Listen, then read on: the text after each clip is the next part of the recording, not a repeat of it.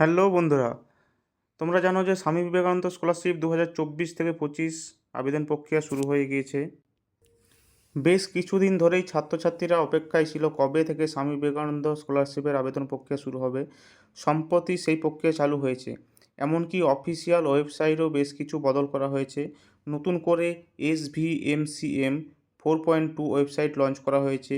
কীভাবে সেখানে আবেদন করতে হবে ও কারা আবেদন করতে পারবে, সমস্তটা বিস্তারিত জানানো হলো আজকের ভিডিওতে। যেহেতু নতুন পোর্টাল, তো এই নতুন পোর্টালে কারা কারা আবেদন করতে পারবে, যেমনটা জানানো যাচ্ছে যে বিকাশ ভবন থেকে যে সমস্ত ছাত্রছাত্রীরা ইতিমধ্যেই মাধ্যমিক বা উচ্চ মাধ্যমিক পাস করে গিয়েছো বা কোনো ইঞ্জিনিয়ারিং বা মেডিকেল বা যে কোনো প্রফেশনাল কোর্সে ভর্তি হয়ে তারাই এই স্কলারশিপের জন্য আবেদন করতে পারবে। অবশ্য এক্ষেত্রে কিছু ন্যূনতম যোগ্যতাও লাগবে। তো তোমাদেরকে যে বিষয়টা জানানো দরকার সেটা হচ্ছে কোর্সের ভিত্তিতে স্কলারশিপের টাকার অঙ্ক বদলে যাবে। যদি বিকম কোর্সে ভর্তি হন তাহলে 12,000 টাকা, বিএসসি বা বিসিএ কোর্সে ভর্তি হলে 18,000 টাকা দেওয়া হবে। তবে MBBS, BDS, BHMS, BAMS, nursing ইত্যাদি কোর্সের ক্ষেত্রে 60,000 টাকা পর্যন্ত পাওয়া যাবে। আর হ্যাঁ, আবেদনের যোগ্যতা কী লাগবে?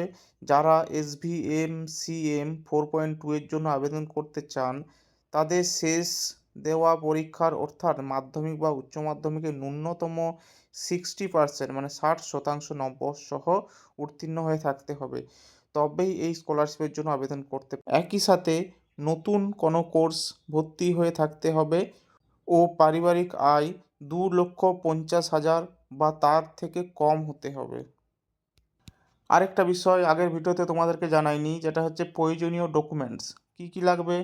না, এই স্কলারশিপে আবেদন করার জন্য যেসব ডকুমেন্টসগুলো লাগবে সেগুলো শেষ পরীক্ষার মার্কশিট, নতুন কোর্সে ভর্তির প্রমাণ, আধার কার্ড, কালার পাসপোর্ট সাইজের ফটো, পরিবারের বার্ষিক আয়ের শংসাপত্র, ইমেল আইডি ও মোবাইল নাম্বার। তো এইসব ডকুমেন্টস নিয়ে তোমাদেরকে রেজিস্ট্রেশন করতে হবে, তারপরে অ্যাপ্লিকেশনে লগ ইন করতে হবে। তো এখন এই মুহূর্তে শুরু হয়েছে, তোমরা 2 দিন পর করো, ঠিক আছে? তারপর রেজিস্ট্রেশন করো। থ্যাংক ইউ বন্ধুরা।